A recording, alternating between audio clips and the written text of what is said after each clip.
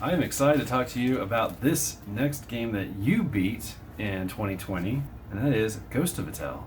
Well, the biggest of all reasons is because the main character is a mouse, and there are several rats, and there are also other animals.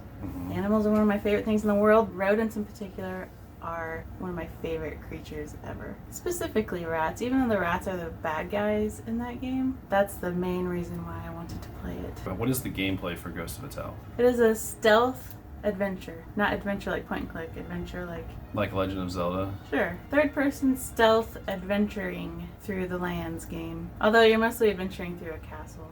What did you think about the graphics? The graphics were incredible. Typically when I think of a indie game, I think of modern 8-bit, 16-bit stuff. This game looked so pretty. It was always pretty. Wonderful details. Your main character, the mouse, he's so cute. The rats looked really good. They made him purposefully kind of ugly in their face because usually bad guys are not good looking. They tried to make him look kind of mangy. There was a lot of detail in that castle. There were graphical glitches. Nothing that broke the game, but mostly clipping. Like weird things were like combining with each other, but it wasn't dramatic. It wasn't like people's faces were missing. Part of you could be inside a wall, or you could actually look through the wall. What did you think about the sound effects in the game? Wonderful sound effects. Yeah. I like sound effects. You could hear chains jingling, and they sounded really good. Because it was a stealth game and you didn't actually kill anybody, you would throw things at the enemies to knock them out, and that had really good sound. Since it was a stealth game, was it ever scary or intense? Yes, it got intense at times. Eventually, though, you kind of learn as you play that just because you got seen doesn't mean that it's over. When you first start, you die pretty fast, but you get armor eventually and better stuff, and you can survive a few hits, and your stamina increases so that you can actually get away. I think that's so important in a stealth game, is the ability to get away, because I've played a lot of stealth games recently, especially indie games like Shadow Tactics. Once you're caught, it's over. Also, you can hide, which is nice. Like you can hide in barrels. And once you're hidden, you're safe.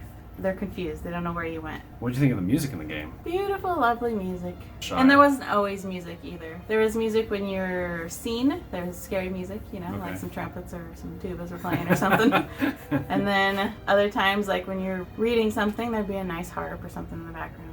Also, your main character is a bard, Okay. which means he sings, but you don't actually hear him sing. When he sings, you hear his lute playing and you read his lyrics of what he would be singing, which they're usually pretty clever and good little stories that sounded like something a bard would sing. Well, that actually ties right into my next question, is what did you think of the writing in the game? It was good. It wasn't like phenomenal, but it wasn't disappointing. How would you describe the difficulty of it being a stealth game? I'd say once you get the hang of it, it's not too bad. It definitely takes some endurance to want to beat it because it's constant stealth, but I don't think it was that hard. So were you satisfied with the ending? It was a cliffhanger. Oh, was It it? didn't resolve anything. They definitely have it set up for a sequel. What criticisms do you have of the game? There was one particular puzzle that I thought was unreasonably hard. It was about lighting candles. Oh, And you okay. had to do it in a certain order, otherwise they would all blow out. They didn't give you enough clues to do it. The final level was actually really, really hard. The boss battle. That was probably the only time I was extremely frustrated, was actually the very end. Because there was things that you needed to carry, and you're extremely slow when you're carrying things. And that's the most enemies that were ever in the game. So you're getting killed and blown up because you're carrying explosives. Right. So I did mention that the beginning of the game and a lot of the game is in the castle, but you do actually get away from the castle. You get into a forest, you also get to a harbor, and then a beach. And you also go into like a big cave. I just wanted to mention that there's more than just a castle. Than just a castle? Yeah. That's fair. Would you play the game again? And maybe I'll replay it, maybe in like 10 years, when I'm like, that game was fun. I can't remember that much about it. Then Yeah, maybe I'd play like a it. refresher? Yeah, but right now I don't have any desire to play it right now. So then what would your overall score, from a range of 1 to 10, how would you rate this game? I think I would give Ghost of a Tale an 8.5.